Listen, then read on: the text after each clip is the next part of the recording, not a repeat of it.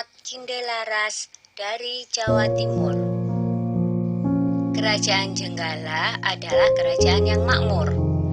Namun semenjak rajanya yang bernama Raden Putra memiliki selir, semua jadi berubah. Kerajaan yang tadinya tenang, kini selalu bermasalah. Selir raja yang iri dengan permaisuri menjadi dalang semua masalah tersebut. Selir raja ingin mengusir permaisuri dari istana. Suatu ketika, selir bersama tabib raja memfitnah permaisuri.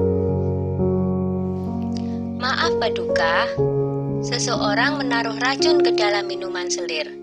Tidak ada pelayan Paduka yang berani masuk ruangan ini kecuali permaisuri, kata tabib dengan meyakinkan. Raden Putra sangat terkejut dan marah mendengar itu. Ia memerintahkan patihnya untuk membuang permaisuri ke hutan.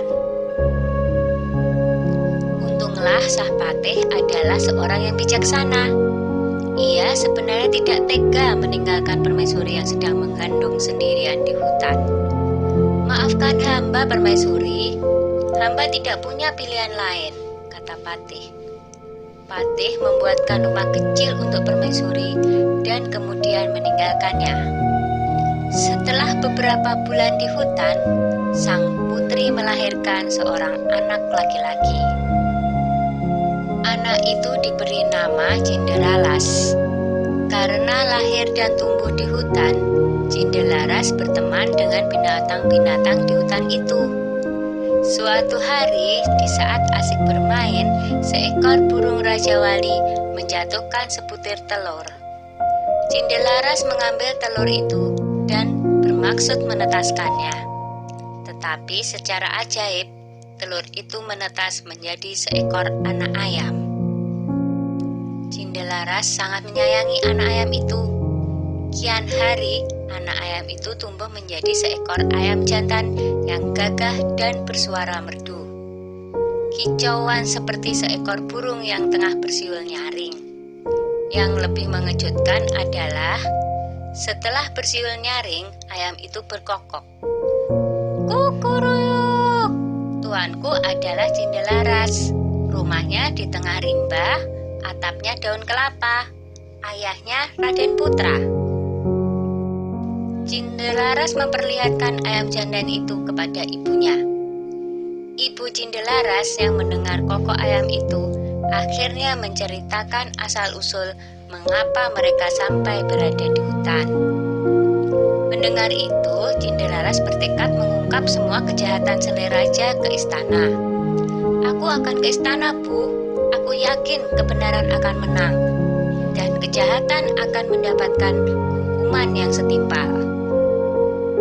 Setelah diizinkan oleh ibunya, Cindelaras berniat pergi ke istana membawa ayam jantannya. Dalam perjalanan, ada beberapa orang yang sedang mengadu kokok ayam mereka. Cindelaras kemudian dipanggil oleh orang-orang itu. Ayo, kalau berani, adulah kokok ayam jantanmu dengan ayamku. Ayam siapa yang paling keras suaranya? Tantang orang itu. Baiklah, jawab Cindelaras. Ketika diadu, ternyata ayam jantan Cindelaras berkokok lebih keras. Ia mengalahkan semua lawannya satu persatu. Ayam Cindelaras tak terkalahkan. Berita tentang kehebatan ayam Cindelaras tersebar dengan cepat hingga terdengar oleh Raden Putra. Raden Putra penasaran dengan kokok ayam milik Cindelaras. Ia menyuruh Hulu Balang untuk mengundang Cindelaras ke istana. Hamba menghadap Paduka, kata Cindelaras dengan santun. Anak ini tampan dan cerdas.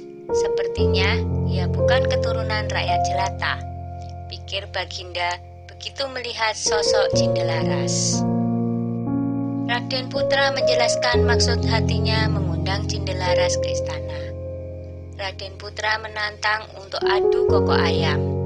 Cindelaras mau memenuhi tantangan Raden Putra dengan satu syarat. Jika ayamnya kalah, maka ia bersedia mengabdi mengurus ayam Raden Putra seumur hidupnya.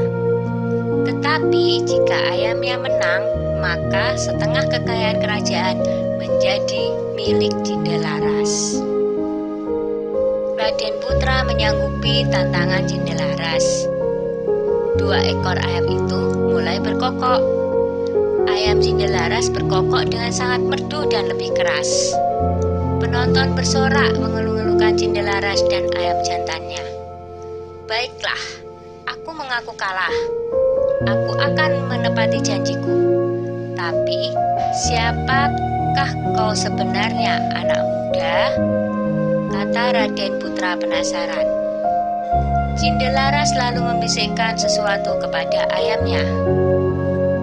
Tak lama kemudian, ayam jantan Cindelaras berkokok keras. Kukuruyuk, tuanku adalah Cindelaras. Rumahnya di tengah rimba. Atapnya daun kelapa, ayahnya adalah Raden Putra.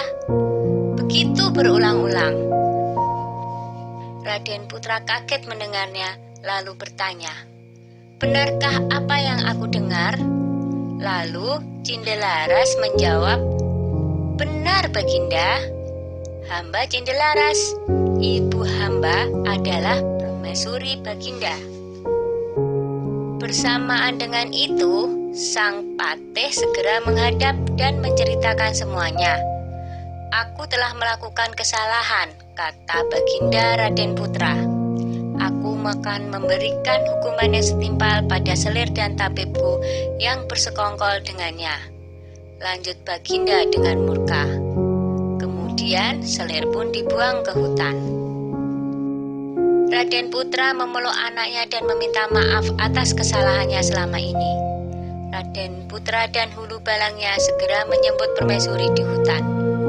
Akhirnya, Raden Putra, permaisuri, dan Cindelaras berkumpul kembali. Setelah Raden Putra tiada, Cindelaras menggantikan kedudukan ayahnya dan memerintah dengan adil dan bijaksana. Dah ya cerita Cindelarasnya. Jumpa lagi.